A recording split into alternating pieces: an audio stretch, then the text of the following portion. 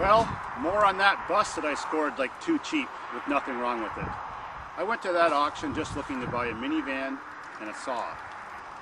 I saw the picture of that bus on the internet, you know, on the website.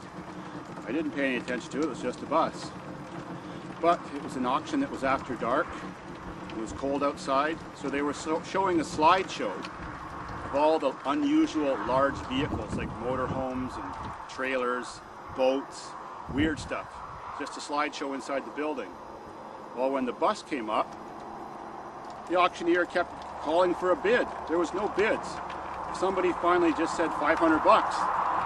And the auctioneer says, 500, 500, he'll give me 1,000. No bids.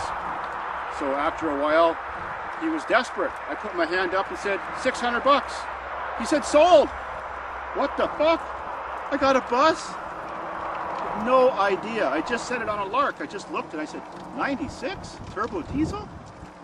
What could be wrong with it? Looks okay in the picture. How can you go wrong? So, just beginner's luck. I just have to be at the right place at the right time. And nobody wanted to buy a bus. Who's got a place to park one? Who's got a shop big enough to put one in the wintertime and work on it, like I do if you want to? That's the problem. I never drove a bus before. Hadn't been in one of those buses in over 30 years. I didn't have a clue. Didn't even know what it looked like till I went back 3 days later and saw it on Monday. Turned out it looked great. Beginner's luck again. So I don't really still know what I'm going to do with it. But what I'm learning is it's worth anywhere between $4,000 and $5,000 here, maybe even more. It doesn't have high kilometers. It's in great shape inside and out. Maybe if someone gives me a decent price for it, I'll sell it just the way it is. I gave it a whole look over today and I couldn't find anything wrong with it. I just don't get it. It's really well maintained. I feel really guilty if I was just going to destroy it and chop it up and do crazy things like we do at Dave's farm.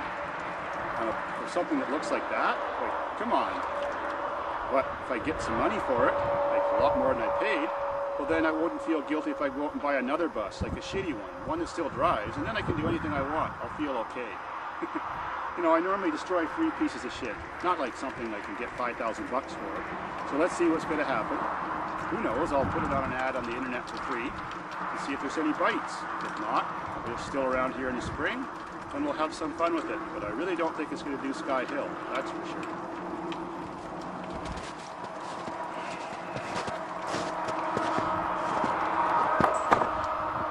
And good news again. Got my Google check again today for the month of November. My best month ever. $1,334.50 US. That's going to be cool when I cash it in, because right now the Canadian dollar is not worth much. So for that, at the exchange rate of $1.25, I'm going to get about 1,650 Canadian. Sweet. So keep up the good work, everyone, and keep enjoying those commercials. This is the greatest job in the world. Drinking beer, swearing, having fun, buying buses. Who knows what's next? And every month I get my rent check. This is from the upstairs of my house. Since I'm a cheap bachelor, I live in the basement. My house is paid for, so I get $890, and it pays my taxes, and it pays my, you know, gas and electricity and stuff like that, and not much other bills. And this 100-acre farm pays me $150 per acre by the farmers who rent my land. So I have 2 fields like this, one on each side of the building. And there's the other one. So that adds up to 63 acres that are workable, 37 acres, which I call the back 40 that we play on. And that adds up to $9,500 a year income from the farm, and the taxes are only $1,575. Gotta love it, all the rest is profit.